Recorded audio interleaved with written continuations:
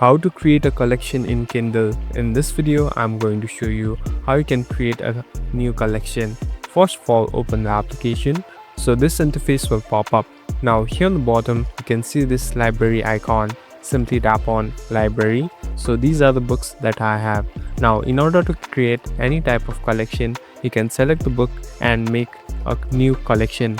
So simply tap and hold on to the book. Now on the top, you'll be able to see this plus icon. Tap on this plus icon. Here you can name any of the collection that you want. So here I'm typing 1. Now here on the right, you can see create. Tap on create. So a new collection has been created. Now you can simply tap onto it and tap on OK. So this book has been added to your new collection, and it will be easier for you to search any books. Thank you for watching this video. I hope this video will help you.